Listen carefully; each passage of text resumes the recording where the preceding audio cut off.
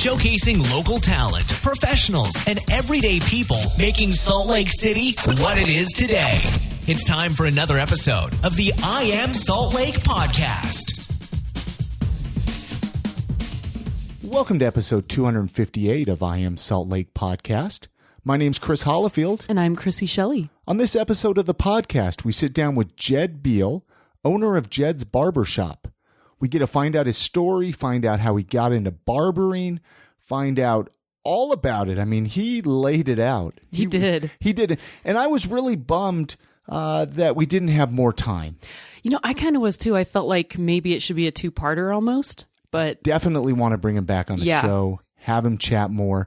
You know, it could have turned into a 4 or 5 hour podcast, I feel like. Oh, it could have. And I didn't even want to talk half the time because I just wanted to keep listening to him talk. And I was excited that this is actually going to be the first episode of 2017. And, you know, since Jed's Barbershop is a sponsor of the podcast, since he supports the show full force, I mean, he is a big fan he's of a huge Salt support. Lake. So it was great to bring him on the show. Speaking of New Year's, so we're recording this on New Year's Day right now, this intro. Last night, we spent our New Year's Eve at Watchtower Cafe. Yeah. It was a nice, relaxed evening. I was surprised when you suggested that. Yeah. Because typically, you know, people like to go out and party on New Year's Eve and get wasted and, you know, drive drunk and all that stuff. You know, the good stuff. Yeah, that's true. And I think there's probably a lot of opportunity to do that also. But I think it's kind of nice to do something a little bit different once in a while. Absolutely. So, I mean, what we did is we packed up our podcast recording gear. We set it up on a table. We did some recording.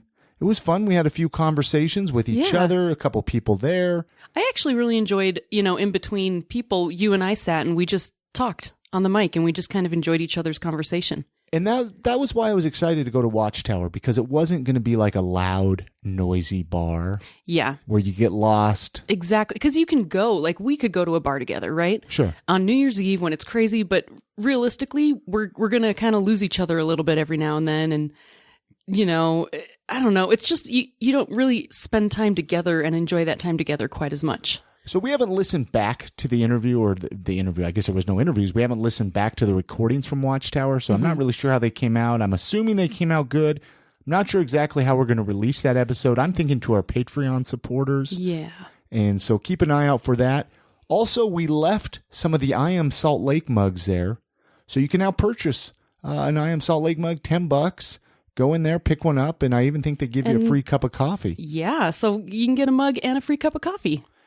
We figured this is the best way to distribute them for right now, at least to Salt Lake City. I'd love to get them on the website and allow people to purchase for sure them that way as well. This episode of the podcast is sponsored by Jed's Barber Shop. Go get a haircut, a beard trim, or even a straight razor shave.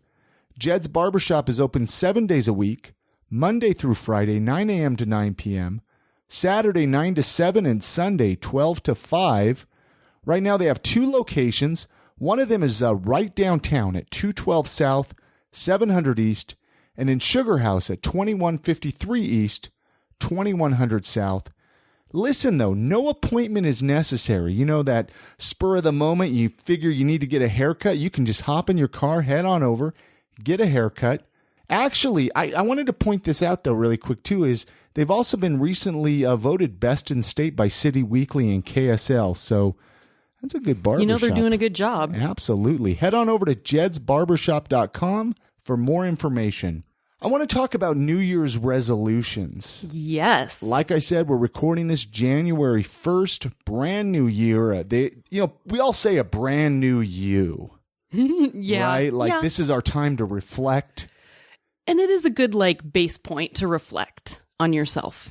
But I think you should be constantly making changes, bettering yourself throughout the year. I agree. And you're good at that. You're very good at that. A lot of us aren't. A lot of us are like, we need hard lines, you know? And it's funny that you say that because I feel like I'm not. Oh, you're super good at it. I'm so hard on myself. You are. Don't be hard on yourself. Very hard on myself. But I've been thinking about it, trying to reflect on myself and figure out how I can make myself better, how I can make our relationship better, how I can make the podcast better. And we came up with a lot of ideas for 2017. Yeah. I wanted to bring up vision boards, though. Yeah, what are your thoughts on vision boards? Because you posted this on Facebook. I did. I was on Instagram, and I saw one of my Instagram friends made like this huge vision board and posted it on Instagram. I mean, it was like a school, the science projects in school where they have the big thing that opens up, the big cardboard. It was that big. And I was just like, oh man, I don't know how I feel about those, because I hear people talk about vision boards, and it was her thing for 2017. And there's the part of me that is like, that is so lame. Like, that is so dumb. Why though? Because I think it's so easy to sit and dream. And like a lot of people use that, like The Secret, as a fallback. Well, I'm just going to imagine I'm going to have all these things and they're going to come to me. And my initial reaction is to feel that way. One thing I learned, I used to play a lot of basketball in my teen years. And I had coaches that would time after time say, you have to envision it in your head of you making that shot. Yeah. You have to imagine that happening, because if you don't imagine it, you're not going to make it. Well, and that's very true. And so with a vision board, it allows you to make a goal. Like, say, for example, you want to move into a big house. If you have that constant reminder in front of you all the time, you can start to picture yourself in that house. True. And I think that might be the difference that my brain wasn't making, is I was thinking people who make vision boards just imagine a better life. In reality, they can just be a reminder to keep doing things exactly. the right and way. That's the same thing with sitting down for New Year's goals. You make a list of goals. There's a certain guy I follow on Snapchat. I can't remember his name now, but he says every day he reads his goals. He has them written on his smartphone. Takes him about 10 minutes every day to read his goals. That's a lot of goals. 10 minutes? Exactly. Dang. But every day, it's the first thing he does when he wakes up. He sits down and reads his goals, and they become so implemented in his head. And he's like, and because a lot of times, think about it, you make goals, you forget about them. Oh, totally. If you don't constantly remind yourself, it's true. Like, and I did think about this. I'm like, when I've wanted to lose weight before, I have taken pictures of like bikini models and put them on the fridge. So when I want to go eat food, I'm like, wait. There you go. No. There you go. So maybe it's like that for life. I'm curious, though, of listeners out there. Do you guys make vision boards? I mean, what are your thoughts? Yeah. And Let like, us know. what's on them? I'm so curious. What do you put on a vision board? Yeah, let's do it. Let's make vision boards for 2017. Date night. Oleo Skin and Beard, though, many thanks to them for also sponsoring this podcast. The air is dry. You need to moisturize not only your skin, but your beard. Yeah. They make some awesome scented beard oil. I know you go nuts over it, Chrissy. I do the Bay Rum and what's the other one? Something familiar. Something familiar. That's the name of the scent. So good. Ladies, get your men these things. They will smell yummy. But they got beard oil, skin oil, beard, like this beard butter that just works great on your beards. They got chapsticks. And I'm just eating up the skin oil right now because it is so dry in the winter. Oleoskin.com is their website. Head on over there and you can buy it directly from their website or check them out at some of the local markets. Also, many thanks to Distillery 36 for sponsoring the show and making delicious Brigham rum that we enjoy drinking during our podcast. Great local rum distilled right here in Salt Lake City. Pick up a bottle at your local state liquor store or head on over to distillery36.com for more information. All right, Chrissy, let's jump into that interview that we had with Jed Beal, owner of Jed's Barber Shop. We're going to find out his story, find out how Jed's Barber Shop started here in Salt Lake City, Utah. Thanks, everybody, for listening. Enjoy.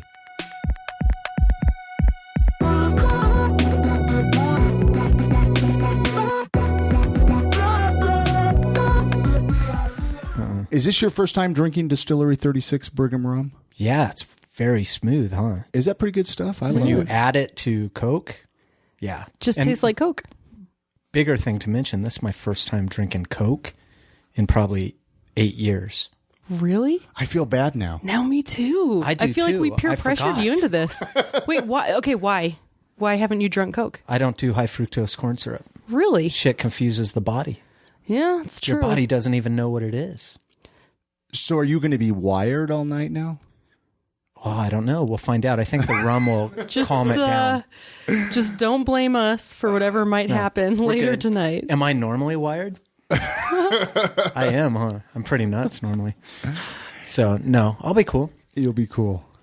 Yeah. No, I'm excited to. I've actually been wanting to bring you on the podcast for a while. You know that. Yeah. And then, I mean, let's jump into it. I mean, now you sponsor the podcast, right? Which I am thrilled for. Yeah. I mean, I think Jed's Barbershop is a great sponsor for I Am Salt Lake, and we'll get into all of that. We'll get into Jed's. I want to find out about you as a person, though. I want to find out kind of how you got into barbering, how all of that. But I like to even find out. Let's go back a little bit. Where you grew up? Where's home for you? Where do you call home? Yeah, I grew up all over Southern California. Whereabouts? Pretty much. Fontana, California. Okay. Do you know where that is? Vaguely. I mean, I grew up in Ventura. Okay. So Fontana is the home of the Hells Angels, right? My dad knew a lot of them, like a lot of the guys in Sonny Barger or whatever his name is. Those kind of guys were guys that hung out with my family. So they all have your back? Oh, yeah. You had protection everywhere you went? I have a long, on my dad's side of the family, I have a bunch of bikers and Aryan Brotherhood and, prison gang type guys that raised me. And for real, though. I'm not kidding. No, I'm serious. Yeah. And so we bounced around all over Southern California. So I kind of grew up all over Southern California. So what got you to Utah then? Let's jump right there. Yeah, fast forward. All right. So I came to Salt Lake City because I was with a Christian missionary school. Like it teaches people how to do like nursing or primary health care or education. And then they get you jobs in foreign countries. It was called Youth with a Mission. Right. And so we do training schools, and this training school was to train a bunch of Christian missionaries, right, in Park City because the elevation and stuff like that, and then to send them off to Nepal to do service work, right? So that's what originally brought me here. And that base, we call them bases, right? That base dissolved. And I'm from Southern California, so I got a hold of a bunch of my friends that were working out here, and they were working on Touched by an Angel. Remember that show? Oh, yep. Yep, I do. Yeah, horrible show. Big old glowing, orbs over people's heads and stuff like that. But they hired me on as an extra because I really, I loved Utah. I loved Utah. When you're from Southern California and it's dangerous to just walk down the street, and you come to a place where at night you can walk wearing whatever color tennis shoes you want. I mean, I was floored. I couldn't believe it. It was like, this place is beautiful. And I have to say, not that this is important at all, but I've never seen as many white people in my life until I got here to Utah. I mean, that seems to be a common thread among people. I hear that a lot. I went to like a 90% black high school, right? So I was used to being like the odd man out, right? And then I came here and it was like a J. Crew catalog. It's like you finally fit in. You could disappear in a crowd. Well, I didn't fit into the J. Crew catalog, but yeah, it was definitely pretty shocking because I was like, wow, look at all these people. And actually barbering and the people here is kind of what. So a girl invited me to be her model for one of her instructors at a barbering school. Here in Utah. So I was working on Touched by an Angel, right? Doing just extra work and stand-in work and stuff like that. And she said, hey, Jed, can you come down and let my teacher cut your hair in front of everyone in our barbering school? And I was like, yeah, sure, free haircut, right? And I get there, and they had a little stage, and this guy's cutting my hair up on stage. And I look around, and it's about 45 beautiful women. And wow. I was like, wow, I found a new career. Barbering. Well, yeah, and there's actually a little bit. I was introduced to barbering 20 years ago, I was working in Valdez, Alaska. What brought you up there? Originally, there's this place called Hippie Hill, and it's just a big shale rock hill where you rent a pallet and then you set up a tent on it. So I was going to go up there and hopefully find a fishing job. And instead, I worked at a radio station. How old were you? I mean, you're I not was that 21. old now. I'm 42 right now. I wouldn't have guessed it. Yeah. You look great. I only use Aveda products. Right. So, yeah. So I what happened was I was up there working, living in a tent, and I had to take my showers at a gym. And I walked by this little barber shop, and I'd never seen a barber shop before in my life. My dad has hair down to the middle of his back, right? So barber shops were like forbidden. And I see this barber shop. And this was like an old school barber shop. Old probably. school, Yeah. 2 dudes in there, right? Real tiny. And so I thought, well, I need a haircut. So I walked in, and I mean, it was fluorescent lights and white walls, a bunch of hunting magazines, like a deer head on the wall. They're watching like Fishing Channel or something like that. And it was really tripping me out because I had only seen hair salons or like supercuts type places, right? And they had these white lab coats on, right? Like doctors. And so I said, hey, can I get a haircut? He's like, yeah, sure. And he pointed at this thing on the wall and he said, which one of those haircuts do you want? And there were like 4 haircuts on the wall. So That's I'm like legit old school barber. way old school. Wow. So I said, all right, I'll take the middle one. Is a flat top. Oh, no, I couldn't do that. But the haircut was so bad later, I shaved my head. But just because it wasn't a bad haircut, I just wasn't used to what now. What kind of haircut was it? It was exactly what's in style right now, where you have this nice combed over part and all that kind of stuff. But this was... But it was before that came back into style. That was way before that was in style, right? Wow. So you were doing it before it was cool. Yeah, for sure. Well, he was doing it before it was cool. And so I sat down, and this guy just starts cutting my hair, right? He's got clippers out. There's no like guards. He doesn't say, do you want a number 1, number 2? None of that kind of stuff. He's just cutting away at my hair, and he's moving so fast. And then he grabs hot lather, and he just puts this I'd never had hot shaving cream. I didn't even know it existed. So you did not see that coming at all. No, I'm like, what the heck is this guy putting on my neck? It's all warm and hot and, right? It's kind of gross, right? And so then he starts... Turn around real quick. What do you got on me? He then proceeds to say, you need a shave. He doesn't ask me if I want to shave. He says, you need a shave. And he grabs a hot towel, wraps it around my face, and leans me back. Well, I didn't know chairs, like salon chairs, can go backwards. Sure. So I'm terrified I'm going to fall over any minute, right? I'm like, how did he do? He has this thing reclining, right? And then he takes the hot towel off my face, throws a bunch of the hot shaving cream on my face, and it takes him like 10 minutes max to give me a total shave. Straight razor. Was that the first straight razor shave you ever had? Oh, yeah. That was the first hot lather I'd ever had on my face, towel, anything. And so I said to him, wow, this is really cool. Like, I've heard of barbers before. How did you learn this? And he said, I went to Barber College. I went, Barber College? You guys have your own college? And he told me all about this college in Minnesota. And so... I was just fascinated at that point. I gave him the $10 for the haircut and the shave, and I walked out, and it just kind of stuck in my head. It was always there, right? Sure. So I went about my life, did everything else. Several years later, I'm out in Utah, and they invite me up to get my haircut in front of this class, and I'm like, wow, this guy's doing that same thing that this barber did back then. And all these girls are really interested in it. And I was like, wow, maybe I got a new job here. And so I enrolled at the Salt Lake Community College in their barbering program. And it was awesome. I mean, it's old school. It's nowhere near the hairdressing side of things.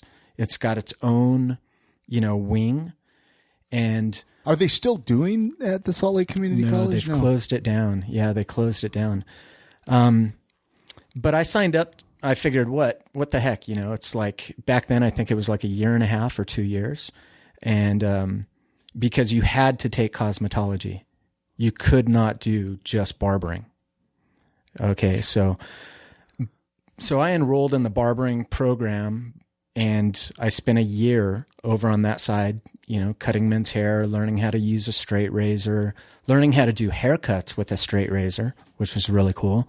And I really got nerdy about it, man. I was like way into the barbering. Then when I finished that, they brought me to another part of the campus where the cosmetology was. And they said, for the next year, you're going to be over here. And as I walked in the room, they were doing perms. Have you ever smelled a perm? Horrible. Oh, I love that stuff. You love it? Well, I had perms as a kid, so it's like a happy scent to me. Oh my God. Man, I farted under the covers too, but it's not like a happy scent to me. Memories. Wow. It was pretty gnarly, man. I'm with you. I know that horrible scent. Maybe it's a guy thing. Maybe. Anyway. So I looked around.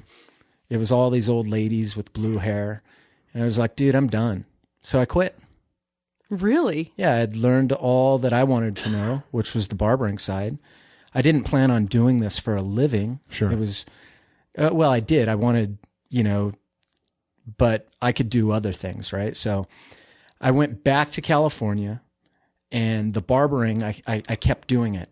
At that point, did you have to have, I don't even know, do you have to have a barber license like you do if you're a hairstylist or a cosmetologist? In Utah? I guess everywhere. Well, yeah. Yes. I think each state is different. Yeah. Every state's different as far as how many hours. Some states require that you have a cosmetology license, like Utah was at that time.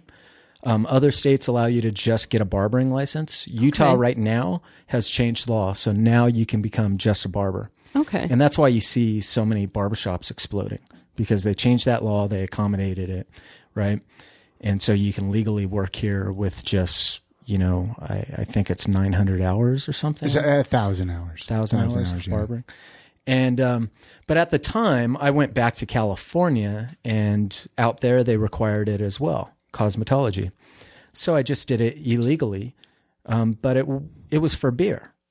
So I would cut all my friends' hair for beer. And you were doing this in your garage? Or? In my garage, on the porch, wherever. So the thing is, you would bring me a beer. I'd give you a haircut. And usually in the background, I'd have 80s cartoons playing, I'd have my favorite music lists, playing.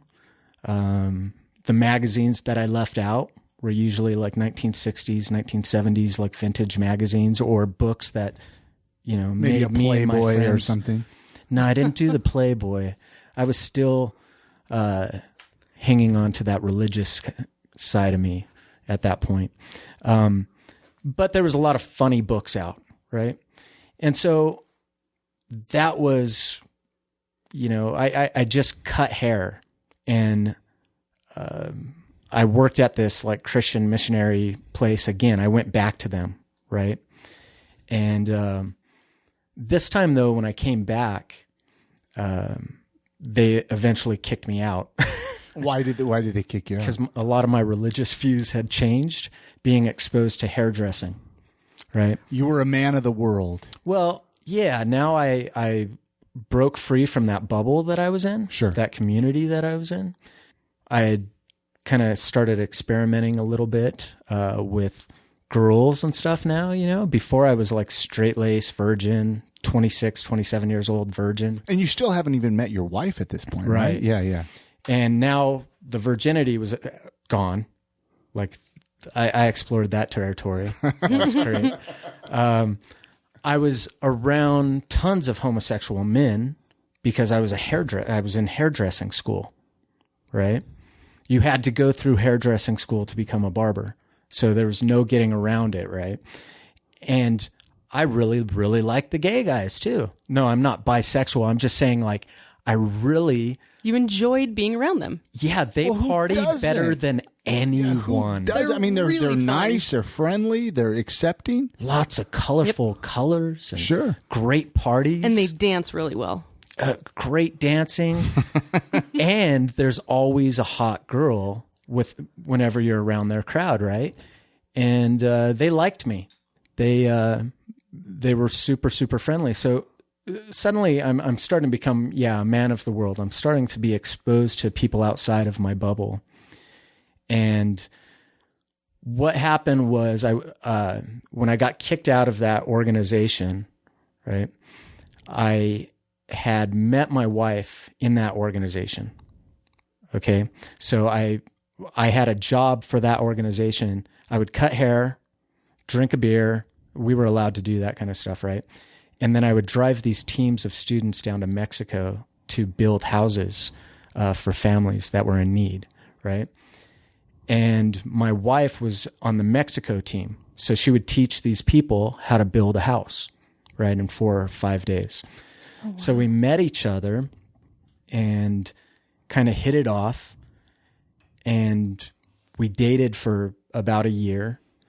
And then our plan was to start a film school as part of this Christian missionary organization.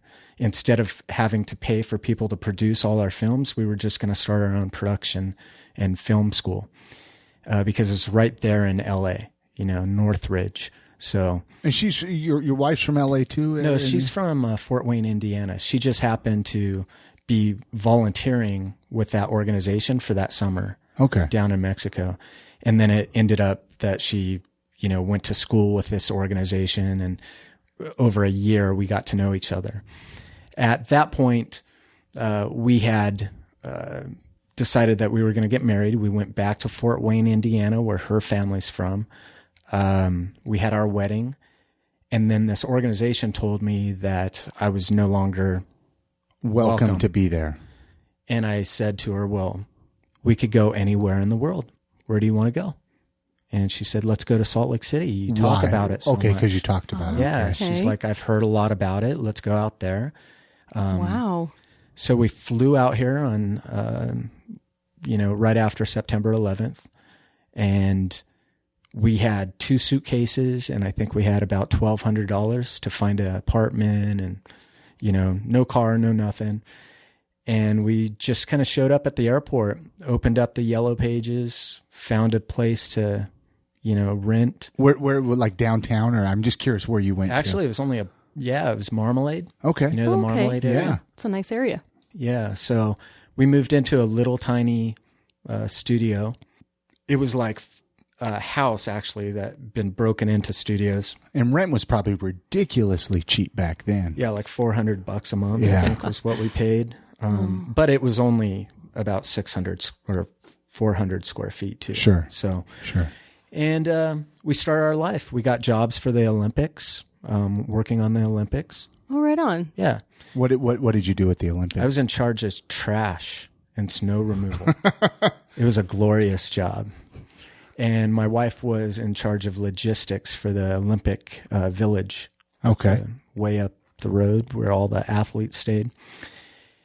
Anyhow, I got lots of odd and end jobs here and there. I tried starting a pet walking business, and then I tried starting a window cleaning business. And when neither one of those worked, then we started a window cleaning pet watching business, Pets and Pains or something like that.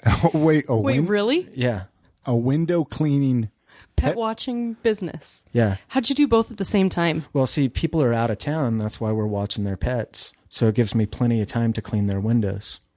And so you would have us watch your pet. And when you came home, your windows were clean as well. I kind of love like that you started a pet walking business. That didn't work out. Started a window cleaning business. That didn't work out. Yeah. And then just did them both together. Yeah. Well, I you got to mess with things. You do. Like sometimes that extra added value of having cleaned windows too was like, wow. But that also failed. I don't know why. And so, we proceeded to get any job that we could. My wife worked at Frontier Pies and, some other places like that. She got a job in title insurance eventually. And I was the one that could never get a job. So I worked at Chili's as a waiter for years and years and years because it was the only job I could get. Every job that I applied for, they were like, you don't have any college education, you don't have enough background, you've bounced around too much in life, you don't have a place that you like grew up or one job that you've had for over a year. And so I was kind of forced into that entrepreneur route because I wouldn't hire me. Yeah. So I had to come up with something, right? And Jed's actually was a very organic thing that happened, like super, super organic, because I had already had that seed, right, of loving barbering and really, really loving that scene. But I didn't have a cosmetology license, so I could not barber in this state. So after doing all these odds and end jobs, my wife finally just said, Jed, you love barbering. Why don't you pursue it, even if you have to go to hair school? Let's actually take a quick break really quick. Let you get a drink of your rum and Coke, your high fructose corn syrup there. Fructose corn syrup. Take a break, and then when we come back, let's talk about Jed's, how that all started, because it sounds like that's about where you were going to start in your conversation. And so we'll be right back.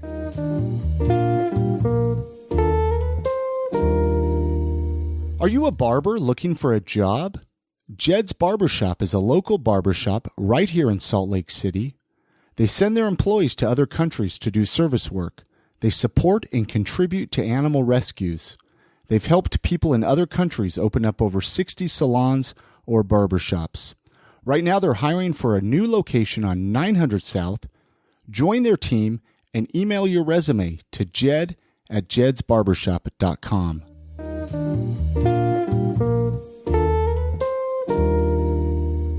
We're talking about Jed's, kind of how that started. Your wife came to you and said you love barbering. Mm-hmm. What happened? I mean, share what happened there. I mean, she really pushed me to finish cosmetology school. And you were just like, I can't do that. I mean, just the thought of doing women's hair seemed horrible. Now, was the there wasn't the barber school yet here in Salt Lake because area? you couldn't become just a barber. Just a barber. You had to go to a cosmetology school. Okay. So I started looking around in Utah for cosmetology schools, and I wasn't happy with what I found, either price-wise or whatever. So I started looking all over the United States. Like, we kind of wanted to move too a little bit, she had only seen Utah, right? So what we did was we found a school that was starting. It was an Aveda Institute, and it was just getting ready to open up, and the tuition was really low, and it was out in Denver. So we moved to Denver for a year, and I got trained in cosmetology out there. I also knew about barbering already, which was pretty handy because there was this guy named Kurt Kiefner, who I believe he was one of the guys, either a founder or artistic director or something like that for American Crew. And he had been hired by Aveda to develop their men's line. And he was in Denver. And our school was where he would go and test out new stuff. Okay. And so I kind of had like this American Crew guy, at my fingertips, and he would do haircuts and I would learn how to do those haircuts. And it was really, really cool. So there was like this bond because everyone else was hairdressers. They were all about doing makeup. They were all about doing waxing because they were into esthetician stuff. And I had this other guy that would pop in from time to time at my school, and he was very, very, he was a master barber. Wow. And my barbering got really, really, really good, but so did my hairdressing. Like, I had to do it, right? And I ended up being pretty darn good at color, at doing women's hair. You got pretty good at a perm. Oh, never got good at the perm. One of the reasons why I chose the Aveda school was they don't do perms. They really don't? No, because You're like, I love it. No they're perms. organic, natural, friendly, right? I Their see. hair color was like 97% naturally derived.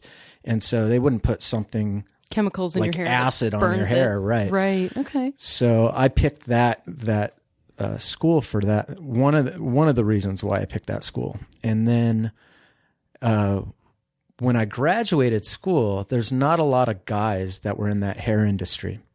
And so even though I don't think it's fair, it's really women that are to blame for this. Okay.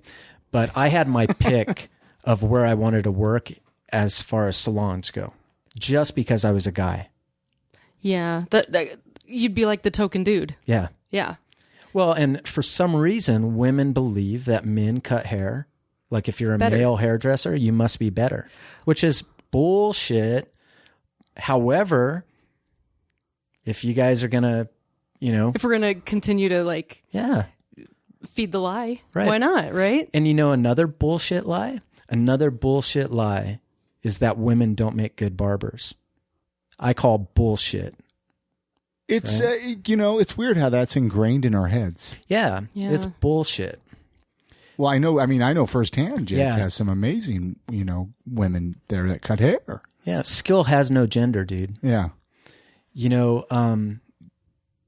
Some of the best chefs are men when women traditionally cook. Some of the best, dancers, people in the arts, fashion. Yeah. Like talent is talent. I think it's slowly dissipating though, that mentality. I think it's slowly, a lot more people don't even think that way as much. There's still a lot of the people that do. Yeah. But I think give it even 10 years and I think it's going to be completely. What I think is amazing is that we live in this generation right now, this time, where a young child could have two moms, two dads, right? You could have polyamorous relationships, right? There can be, we're as liberal as possible. We could get more liberal, believe me. Sure. But that whole thing is going. No one's judging you for having gauges. No one's judging you for, having tattoos all over your body. And yet still you can walk into some of these barbershops where there's, really hip young men cutting hair, and out of their mouth will come, women can't cut hair. And you're like, wow, do you realize how sexist that is, dude? But they think it's old school. So I have a real problem with that. So they feel like they're being true to the roots of barbering. Exactly. Huh. And they're being true to the roots of bullshit. Right? Because I like it how you just call them out, just boom. Well, I'm respectful of them. Sure. Like you never win anyone over by saying you're ignorant, or you know what I mean? So I try to explain things to them in a different way. But I kind of got off. No. I like this. I like this. Do you find this okay? So with your current Jed's barbershops that you have, do you find that men come in there and they see women cutting hair and they're like, no, I'll wait for that guy? Have you seen that happen? Not at our place. Not at your place. Not at our place. There are times that men, when we first opened up, where men would walk in, see someone that was a girl cutting hair, and then they would walk out. Really? Sure. And because a lot of guys probably, there's still a little bit of the mentality where when you go to a barber shop, you're going to a man's world. And that's probably a stereotype. They want to talk about farts and boners and why not? Like who doesn't all want to that talk stuff. about that? So that brings up a really good point. Yeah. It's a man's world, right? So when you walk into some barbershops, they will refuse to cut women's hair. I actually wanted to ask you about that. Yeah. I have some very, very good friends that own barbershops, right? And they will refuse a woman. And of course, to me, I think that's wrong because at Jed's, we say we do short haircuts. Okay. So it doesn't have male or female to it. If a woman wants a short traditional men's haircut, yeah, we'll give it to her. Of course. My wife has very short hair, and I think it's ridiculous to turn anyone away. Like I would be afraid of discrimination charges. Right. And some of these places too, they also offer a beer and a Playboy magazine and stuff like that. I can't get away with that because of the volume, how big we are. But I would if I could. You can't even get away with a root beer on tap, Jed. Yeah, I know. Sucks. Yeah, we're much bigger. You know, it's not fair to compare us to a 3 or 4 chair barbershop, right? Because we're massive, like we're big. We're like 8 chairs in each one of these places, right? We have 36 employees. We're opening up another place. We'll be at 50 employees. So the state holds us more accountable than the little barbershops that can have their dog. You know, I can't have a dog in my business. They've already come by and told me to get rid of my dog, right? So have they really? Yeah. So you're under a lot more scrutiny. Yeah, because it's bigger. Yeah. You know what I mean? We have a lot more customers coming in there.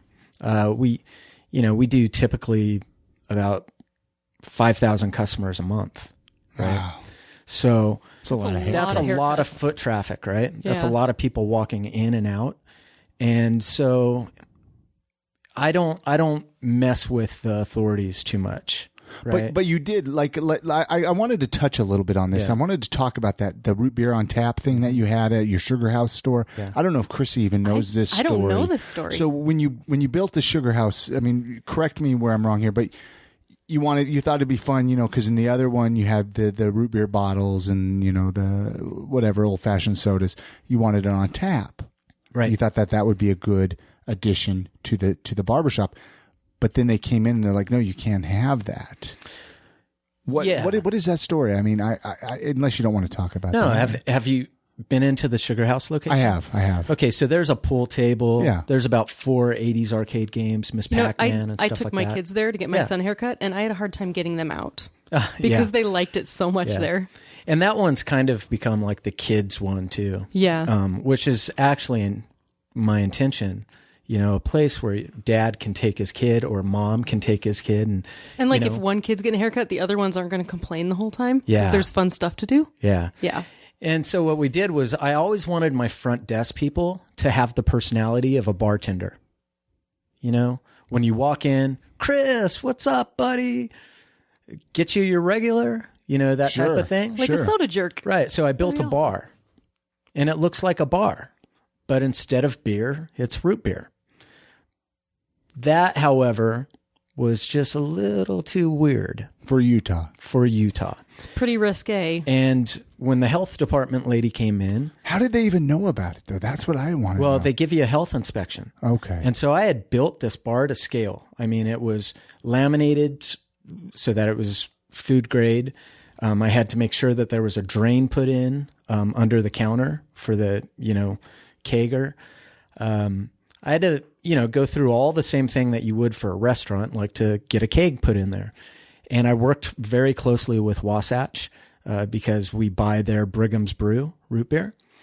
And they were the ones supplying me with the keg of root beer. Well, you can't have a keg without a beer license. Even if it's non-alcoholic. Right. Huh. But you didn't know this. I didn't know this, and no one else did either.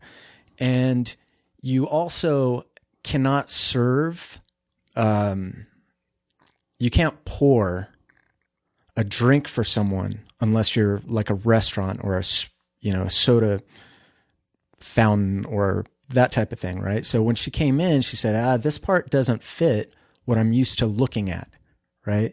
Like I'm used to checking off all the barbering stuff. Is everything clean? Is everything sanitary? What is this thing? I'm like, this is just a keg of root beer. You know, we go through 2,500 bottles of root beer a month, and that's a lot of glass. And so I'd really like to just have that old school feel and pour someone a cup, and then they can bring in I'll give them a Jed's cup, and they could bring in that Jed's cup each time for their haircut, right? And it'll be a free refill, something like that. Well, she wasn't having it. And so they said, basically, you know what? You're not allowed to serve drinks unless they're capped. So they have to have a cap on them.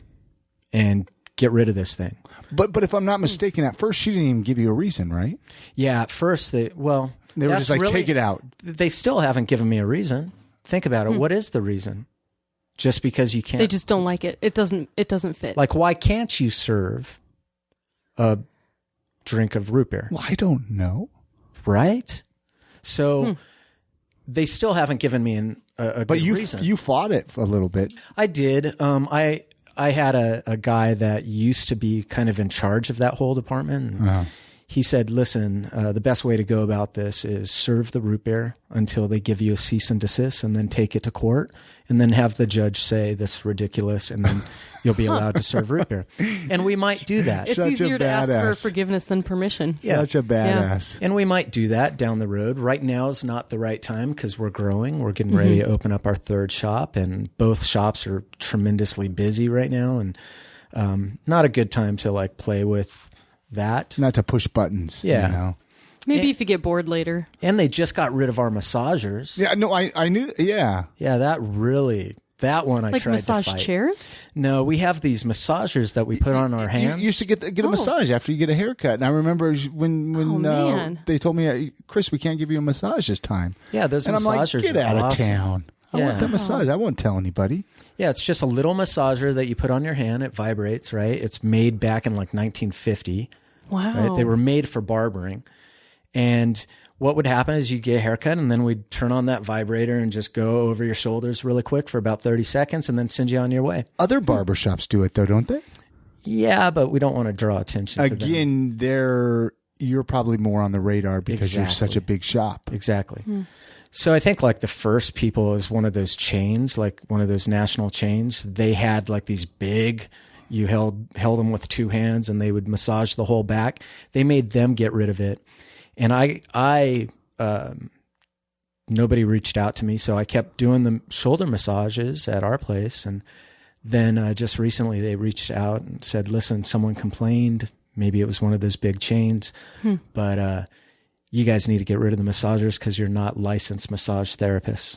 Gosh, wow. Get out of town. That is so sad. So it's ridiculous because they're just kind of chipping away at the experience. Yeah. You know, I really, if they would just ease up a little bit, this is my ideal of Jed's.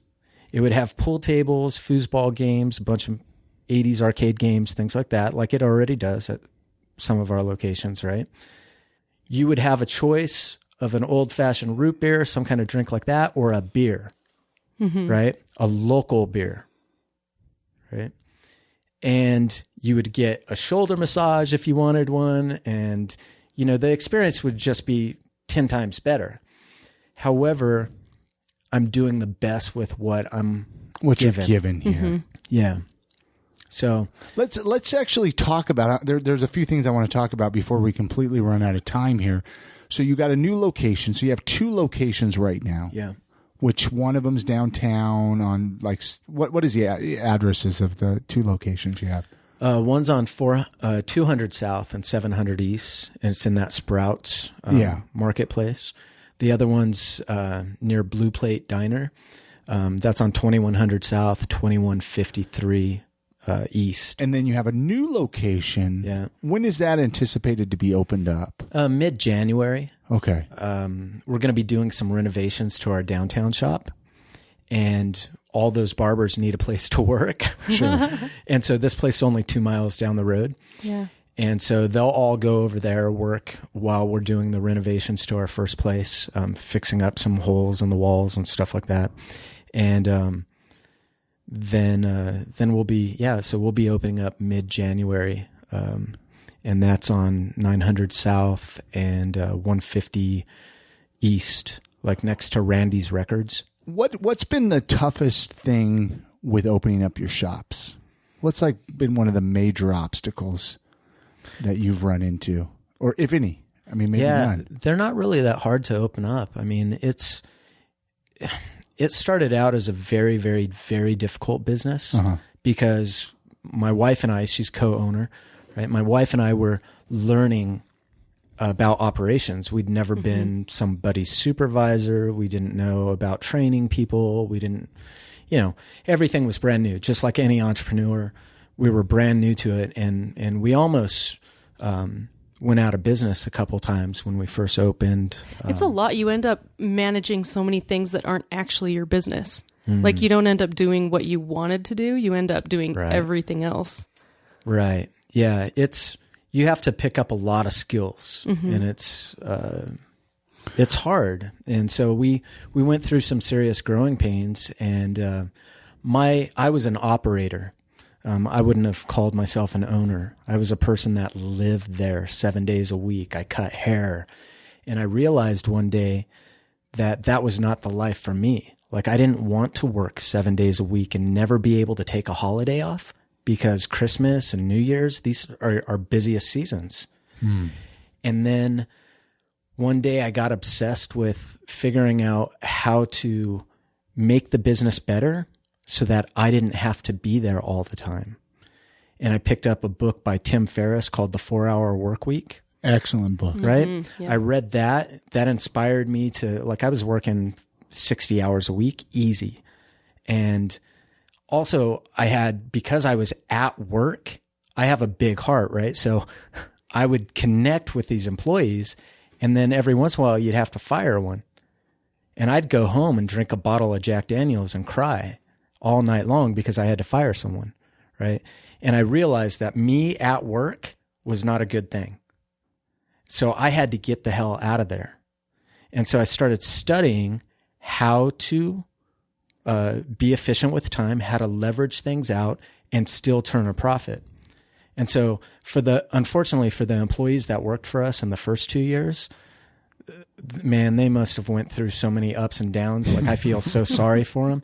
And I made lots of mistakes too. Have you apologized to all of them? Everyone, I'm so sorry. Well, that's what I was wondering. Take this opportunity. Public apology. Yeah, by Jed. public apology.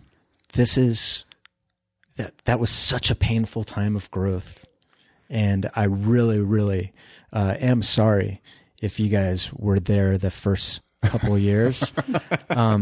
However, But that's you're the only way to always grow. welcome back. And, we've learned our lesson. The thing is, we never made a mistake twice. Never. And we weren't afraid to make mistakes once we started learning that mistakes were like education. It's like Right? the faster you fail, the faster you succeed. Oh, it was wonderful. Yeah. So what happened was I eventually got out of the shop. I had people working, and then I was doing what I loved best, which was the branding and the marketing, right? And everything else got leveraged out. And this sounds kind of nuts, but it's not that hard to open up another shop. And what eventually happened is, over the course of about a year, I went from working 60 hours a week to I work 1 hour a month now at Jed's. And that's no exaggeration. That's because I have a 15-minute call with my manager each week. That's it. So, Man, I need your job. I know, right? well, and one of the things that I had to take little pay cuts here and there, right? Because now I'm hiring people to do things that if I want, I could go back in and work 20 hours or 40 hours or whatever. If I wanted, I could go back in and cut hair, right? But right now, that would take away a job from someone else. And we're making enough to where my wife and I are comfortable, right? And the only reason we're opening up a third location is because the other two have 45-minute to an hour wait. And we don't want to, Sure. have customers not be able to get in and get a haircut. Yeah. So we'll continue to grow as long as those wait times are like that. But I actually have a question while we're on that subject of opening shops. So we have an I Am Salt Lake community, like a Facebook group. I was telling you this off air. One of the questions from Michelle, she's a listener of the podcast. She asks, are there any thoughts about opening a shop further north? Salt Lake is a long drive from Ogden. Have you ever thought about going up Ogden way? we actually went up there. One of my friends owns Pig in a Jelly Jar. Yeah. And so she opened up a place up there. And so we went up there looking at places. And you have to look at the volume that we do. Mm-hmm. If I were to open up a 4-chair Jed's, that would do fine in Ogden. but it doesn't have the location and the seasons to sustain a 8-chair, 7-day a week, 14-hour day location. Sure. And if we can't open that scale or that size, then it's not worth the work, because you put in the same amount of work on a 4-chair place as you would at 8, right? Mm-hmm. So you want to make the most money for your the amount of effort, for the amount of work that you do, right? So maybe one day if Ogden grows, gets absolutely bigger. Yeah. Our goal was to open up 5. And then our goal is to become like the Hard Rock Cafe. And so we want to open up one in Ireland, one in New Zealand, one in Australia. We want to go worldwide with these. And the reason we want to do that is really for the barbers. When I worked with Aveda, one of the things that I found was that someone could come into this country and work in the salon under education. So as long as they were teaching everyone else, hey, this is how we do haircuts in Japan, they were allowed to be there for just a short period of time. Like I think it was like 2 or 3 weeks, right? It's considered education.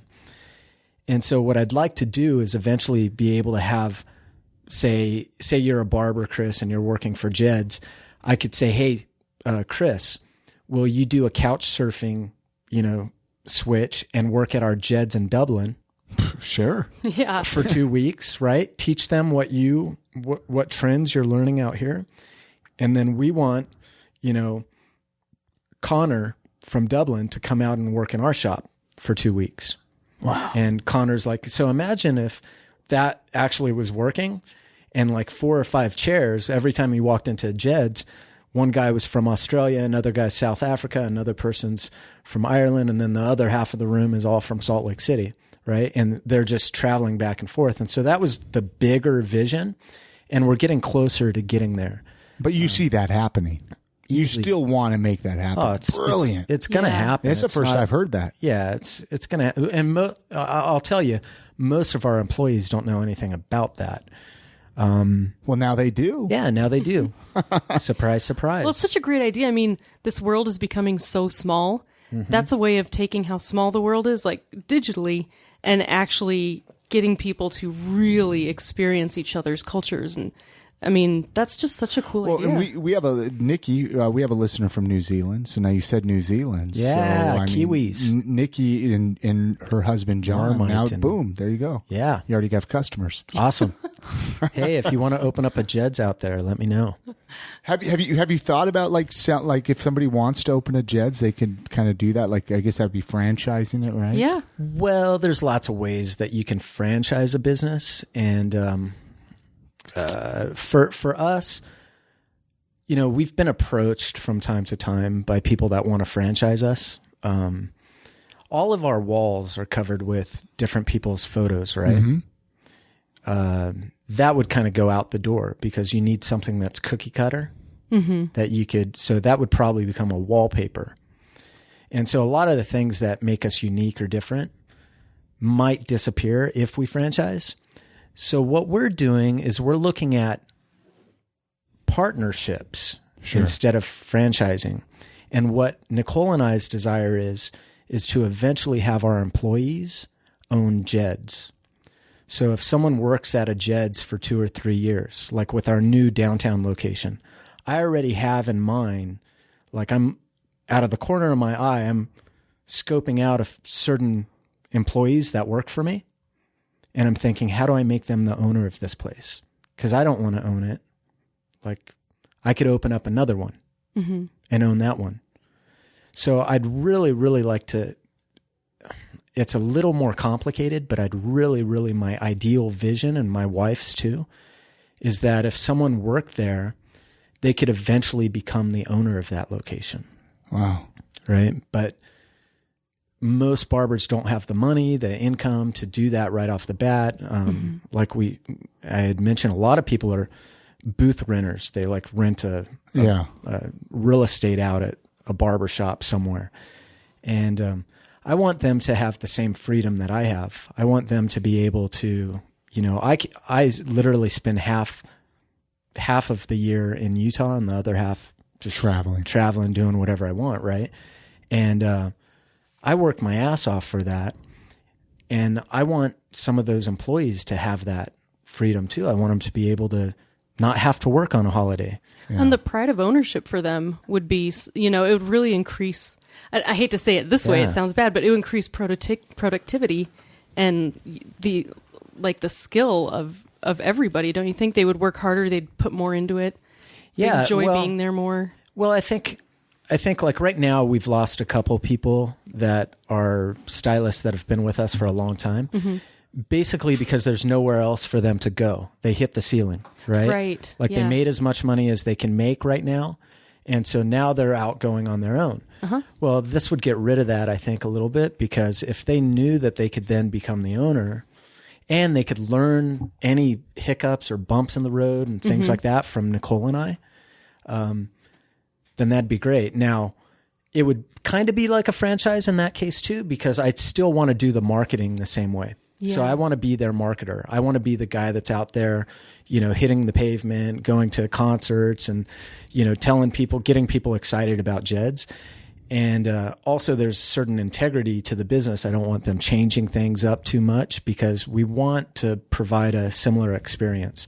And that's what we sell at Jed's. It's not a haircut. Yeah, we sell an experience. Yeah. You get a great haircut though. And you want to maintain that consistency. Yeah. No matter how big you get. Yeah. Yeah. So I actually, Derek and his wife Jennifer, and actually Ryan Prince are here. They've been watching the recording, but I invited them up, and it looks like Derek came over here to the microphone. Pull that microphone close. How's it going? Is that on? Let's test. We didn't even test your microphone before we got you going. Test. There you I think we're on. So this is Derek. He actually Oleo Skin and Beard. Anyway, he's been watching the recording. I'm going to open. Do you have any? You were watching it. Do you have any questions for Jed? Why he, as a spectator? No questions, but honestly, just your story of being a local entrepreneur like Jennifer and I are is amazing. With our business, I think that's our goal: work less, make more money. Find key people to help us do that. And it's a pretty cool story. Pretty inspiring to hear from the sidelines. Oh, cool.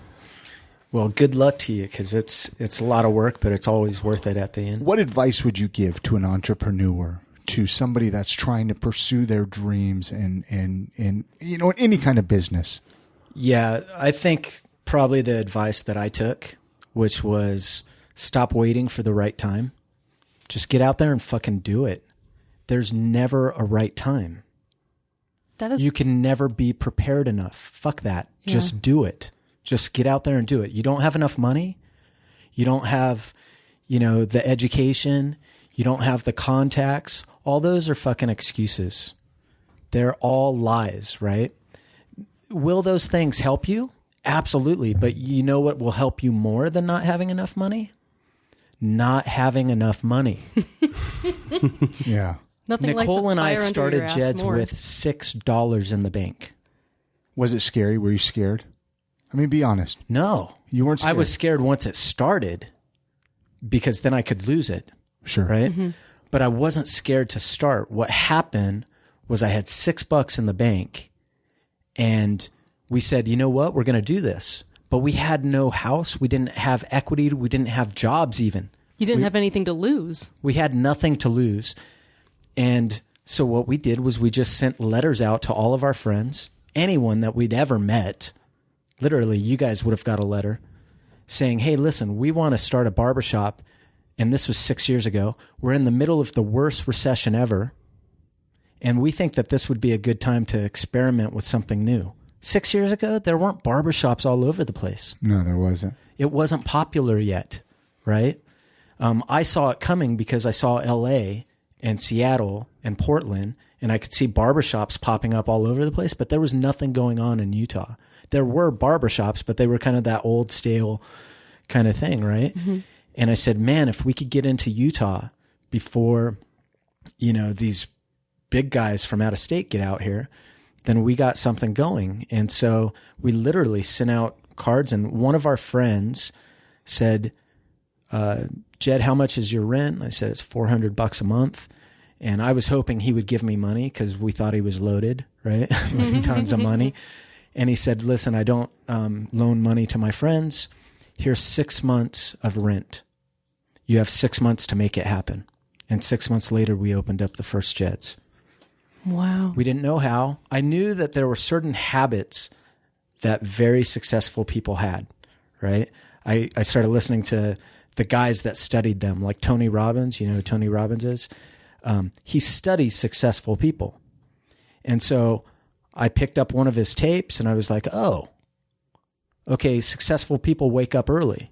I'm not a morning person. I'm not waking up early. Then I went, fuck that. I'm waking up early. Successful people do something for themselves physically every morning. Okay, again, morning, this sucks. I joined a gym. My wife and I walked in the snow to get to the gym. It was only $10 a month to join this gym, right? And we started mimicking what successful people do in their private lives. The kind of language that they use, very important. So I would wake up and I knew that day I had to tell 3 people. This before Jed's was even a bleep on the radar, right? I knew every morning we had to wake up, and after the gym, I'd shower and I would go to a coffee shop, a gas station, anywhere, and I would tell someone that I'm opening up a barber shop. I said, hey, the guy at the coffee shop, I'm opening up a barber shop in this part of town. How's the foot traffic? How are things going? He's like, oh, what's the name of your barbershop? And I talked about it like it was alive, like it had already happened, right? Very important. I stopped using the words if and, you know, like if I open up a barbershop. No, bullshit. When I open up a barbershop. I started to rewire my brain. Next thing you know, 6 months later, we opened up the first Jed's barbershop for like $45,000 or something like that. We got a loan from Utah Micro Lending Fund, ULMF or Utah Lending, something like that. Micro Enterprise Loan Right? Fund, yeah. Yep. And if they didn't give us a loan, we would never have opened it as quickly. But we ended up opening, and it was because, you know, at some point you have to all change happens, whether it's your body, whether it's your mind, whether it's, you know, being fed up with a relationship. Everything happens in a moment. And that moment is when you stop waiting for the resources and you get resourceful. Resourcefulness is power. Resourcefulness is the most important thing that you can have. Resources, you've never lived in a more resource-rich time. Right now, you could get on Google and you can find a resource for anything. Mm-hmm. So people that say they don't have the resources are just delusional.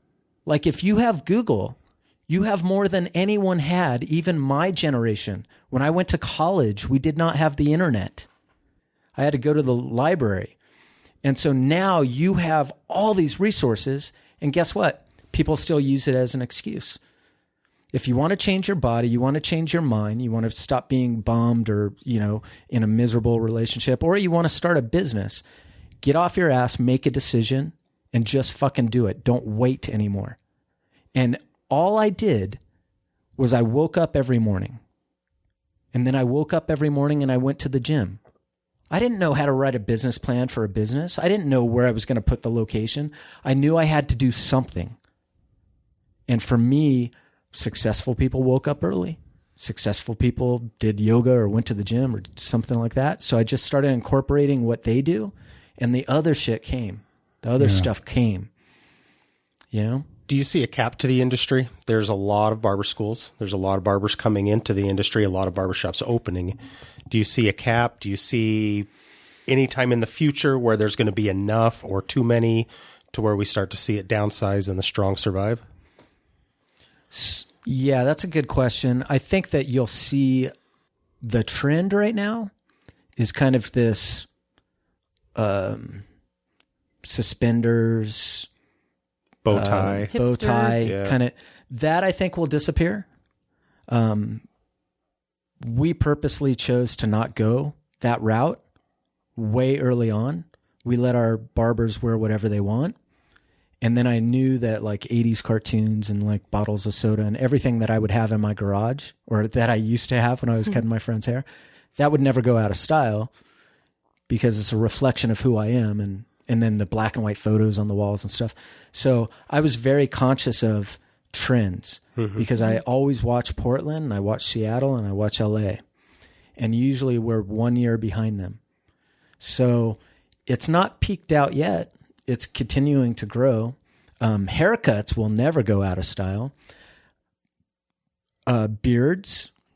I know you guys with beards don't like to hear this, but eventually your beards it's going to cycle through. Your Don't beards listen aren't to gonna him. He's lying. Don't ever listen to it. I agree. Eventually. But, I mean, you can still wear a beard even if it's not in style. Absolutely. I mean, you know what I mean? And you know what? I think beards have a longer shelf life than, remember the mustache trend?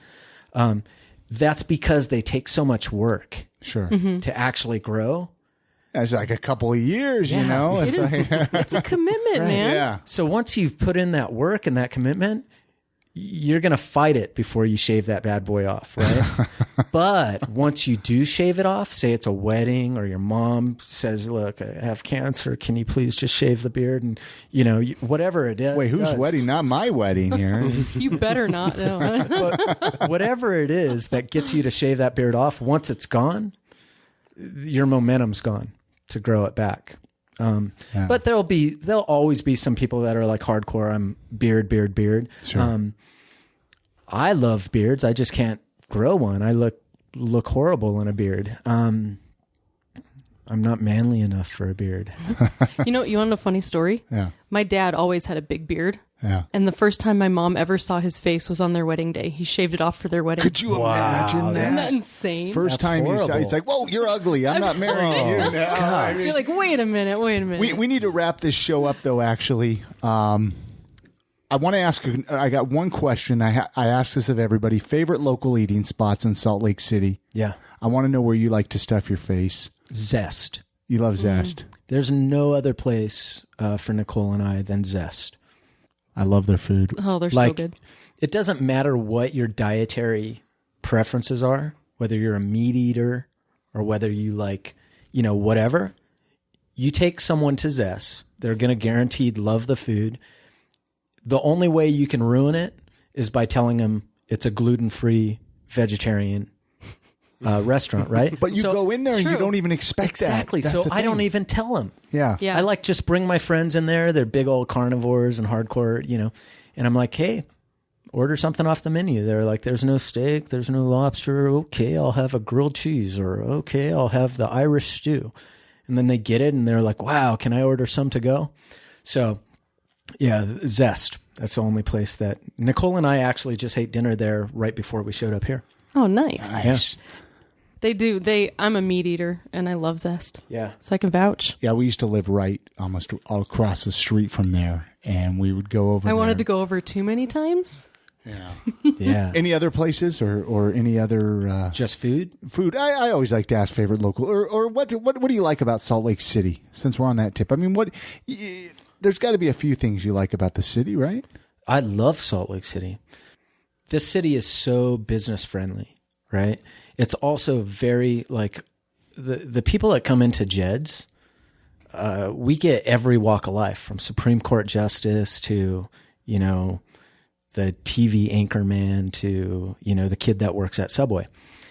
And Utah is just, in my opinion, a very, very friendly place to live. Like, people are supportive. People want to help. And when people find a local business here that they like, they take it under their wing and Yeah. they will promote you on their social network. They go crazy if they love you. Yeah. And so, I mean, the people are just super, super great, super supportive. And, it's hard to go wrong in Salt Lake. I think going to Broadway, Salt Lake Film Society, that's like one of my favorite things to do. Seeing all these films that you normally wouldn't see in a big box place. I love Brewvies. Just the fact that how they manage to get beer and pool together in movies. Maybe I should go pick that guy's brain. Probably get me my Might learn a keg thing or back. two. Well, then even their fines that they've had to face with Oh, man. Deadpool and Yeah, what was that, ridiculous. Hangover? And, Yeah. But actually, I wanted to touch, before we wrap this up, I apologize for keeping you here so long, Jed, but I love talking with you. You also do like art shows and music shows at Jed's Barbershop. Talk briefly about that. I mean, I don't know a whole lot about that, but I know you've done art shows and stuff. How did that happen? Well, again, the barbershop is all about supporting, when you walk into a barbershop, you might see boxing gloves or, sports or whatever. I like MMA, so I can't put that stuff on the walls because we have so many kids, right? So what we do is my wife and I are way into film and art and local photography and all that kind of stuff. So that's what's reflected in our business, and that's who we are. Yeah. So once a month, we have a local artist come in, hang up their artwork, okay? Then we have a local musician come in and do a concert, whether it's just on the guitar or whether it's a full-on band, punk rock band or something, right? And we combine an art and music show. And that happens once a month at our downtown location. And how can people find out more about those? They'd want to go to the downtown location and ask for Saquon. To find like the schedule of which artists. She's the one. She promotes all those concerts, and we don't use our Facebook page to promote. Like you just use it for silly pictures.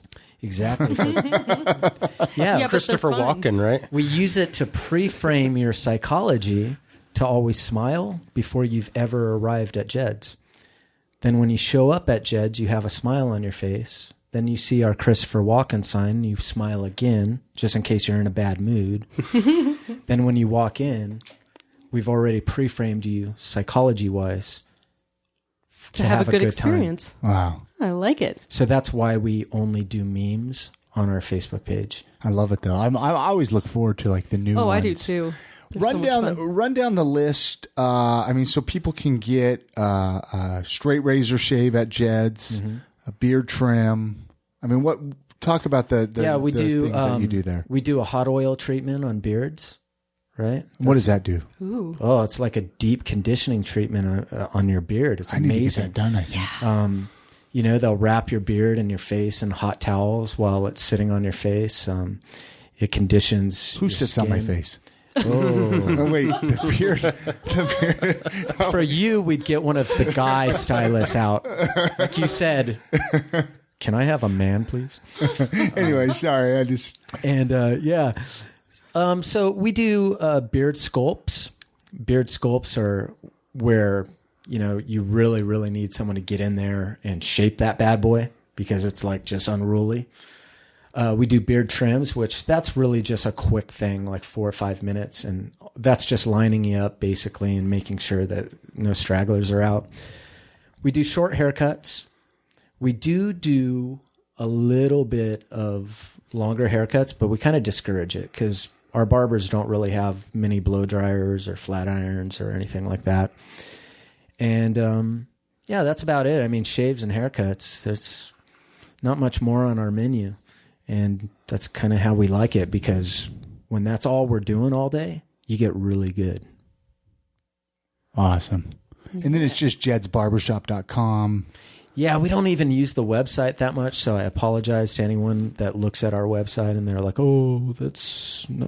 Actually, you know what? We just had it redone, so maybe it looks really awesome and I just haven't checked it. And you're walk-ins only, right? No walk-ins only. Appointments? We do an appointment just for the straight razor shave, and the only reason we do an appointment for that is because we need time to prepare the hot towels and the hot oil to put on your face. As a pre-shave oil. So that stuff needs to warm up. But yeah, everything else is walk-in only. Awesome. So you can call usually about 10 minutes before you get there. So like while you're driving there, call them up. Hey, put my name on the list. Yeah. And that is not an appointment. That's just putting your name on the list, right? If you're not there when they call your name, they're going to skip you and stuff like that. And then you can get back on the list when you get in there. Yeah. Or you can go there and drink a root beer while you're waiting, and you got great books in your waiting room. And we make it like fun that. to wait. And it's not like you're going to get bored. Yeah. Anything else you want to talk about before we wrap this up? I mean, I know there's so much, Jed, that we could talk about, and I mean, I know we just skimmed the surface. I know. I feel like this should be a two-parter. I want to bring you back on. You know, again, I Sure, we appreciate can talk about sex, politics, and religion. No, I really would love that. I mean, I know you got a whole other side of you that we haven't even gotten into. But this is actually the first episode of 2017. Awesome. For I Am Salt Lake. Woohoo. Yeah, so, and... this is an inspirational start to the year, honestly. I really think so. And then, again, I wanted to thank you for sponsoring I Am Salt Lake. Well, that's the last thing that I'd have to say is that, it's our privilege to sponsor you guys. And that is because everything that you've done with this podcast comes from your heart. Like, you did not get into this just for the money. You didn't got get into it this for the babes. Yeah, for the celebrity, right? But what's really cool is like you literally have put in so much work going out, getting to know people. Yeah. You are a barber. You see, because when I'm cutting someone's hair, they're sitting in my chair and I get to know them. And like I said, some people are Supreme Court justice. Some people are the kid at Subway. And that's what I Am Salt Lake is all about, is you're sitting down and you're getting to know all these different people and you're letting us listen in on that conversation. And so you're letting people get to know each other, right? You're building relationship. And it's all about local business. It's all about arts. It's all about film. It's about those things in the culture here in Salt Lake that make us unique. So for us, this is the most organic fit to sponsor this show. It makes perfect sense. It's like putting on my underwear. Makes perfect sense. Hopefully it's comfortable. Yeah. Well, yeah. You're a little bit like, the Calvin Klein boy short type of, like, you make me feel that comfortable. They're kind of like, enough coverage. Just snug enough. Nice, snug and warm, And so, yeah. Well, thank you. Great stuff. All right. Many thanks to Jed Beal for coming on this episode. Head on over to iamsaltlake.com/258 for all the links to connect with him, to let him know you heard him on the podcast. Let him know your thoughts. That was a hell of an interview, Chrissy. It was. I kind of was like, will you write a book, please, so I can read it? So inspirational. Yeah. It really just made me believe, you know what? If this guy can do it, anybody can do it. Yeah. He really faced a lot of obstacles. Talking about how, he had a hard time with jobs. Mm-hmm. He was just working at Chili's for a little bit, and just struggling. And I'm an entrepreneur at heart. Mm-hmm. You know that. Oh, you totally are. Yeah. And so it's nice to know. I mean, I struggle with the typical 9 to 5, Monday through Friday day job work. Yeah. Well, there's not a lot of creative outlet you can put into a 9 to 5 job also. So I think a lot of you and him, you guys have creative personalities, and entrepreneurship really lends you to use that. Absolutely. Remember, this episode of the podcast is sponsored by Jed's Barber Shop. Speaking of Jed, go get a haircut, a beard trim, or even a straight razor shave. Jed's Barber Shop is open 7 days a week. Monday through Friday, 9 a.m. to 9 p.m., Saturday, 9 to 7, Sunday, 12 to 5.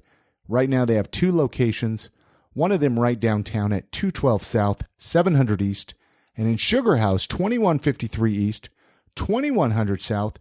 Remember, no appointments necessary, but you can always call in advance, get your name put on the list. If you get a last-minute date, you know where to go to get a haircut. Absolutely. You know that little Tinder swipe. You want to look good on that date, and that last-minute date, you can head on over to Jed's, get a haircut. They were recently voted best in state by City Weekly and KSL. Head on over to jedsbarbershop.com for more information about what they got going on. I wanted to talk about this new thing. I've been talking about it. I've been talking about it on Facebook for a little while. So if you're friends with me on Facebook, you know that I am doing podcast coaching. Yeah. One-on-one podcast coaching. What is that? I'm sure you're listening right now and you're like, what the hell is podcast coaching, Chris? So this is what I've decided. For a while, I've been wanting to teach podcasting.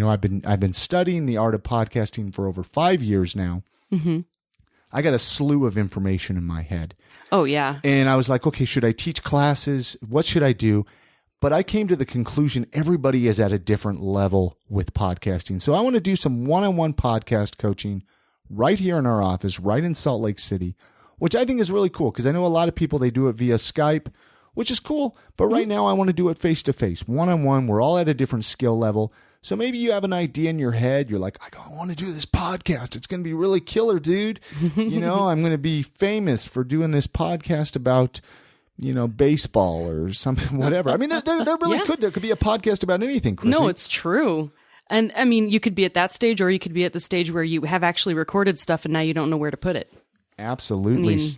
So send me an email, chris@iamsaltlake.com, if you have any interest in getting some one-on-one podcast coaching from me.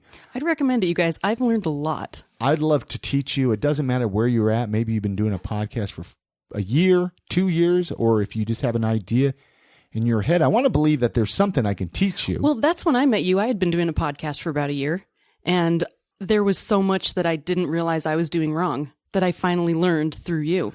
And I don't even know if it's something wrong. Well, we all do it a little different. That's the beauty quality. of podcast. I learned about quality from you. And I think other people would really, I wouldn't have learned that on my own. Well, I wouldn't have. I would have kept using GarageBand. Thank you. Thank you. But reach out, let me know, shoot me a message. I want to talk about this calendar, though, that we got from Nikki when Nikki and John were in town. Gosh, was it a couple months ago now when they were in town? It was. I think it was before. It was during Thanksgiving. Yeah. So it was about a month ago. Yeah. They brought us this calendar directly from New Zealand. And today being January 1st that we're recording this, we opened up the calendar today. We haven't even looked at it because we're like, let's make this January 1st. So Chrissy has it opened up right now. What is that? A watermelon on a beach blanket? Some kind of painting or something. It's a watermelon and a drink on a beach. And the thing says world famous in New Zealand, good lemonish stuff. So it must be like a drink, a New Zealand drink. Now on this calendar, does it have like holidays and stuff in New Zealand? Or what are those dates on the calendar? There's one called the Epiphany on Friday the 16th, or the 6th. That's a big day out there. All the stores closed down. And they have Martin Luther King Jr. Day. Burns Night. What's that? It's like Bernie night. That's the day they get out after Bernie. There you go. Wellington Anniversary Day, Australia Day, International Holocaust Remembrance Day. Do we do that here in America? International Holocaust Remembrance Day? I really hope we do. It might be. I don't know. What we should do is we should get an American calendar and compare them. Yeah. That would be really interesting. They have a lot of January holidays. We're going to hang this up here in our office. And so if you come on in for an interview or some podcast coaching, you can check this out. Many thanks again to Nikki and John over in New Zealand. I love that we have New Zealand listeners. Me too. I like talking to them because they have such fun accents too. Anyway, I think that's going to about do it for this episode, Chrissy. I mean, it was a really great conversation with Jed. Mm-hmm. We have some great interviews lined up for January.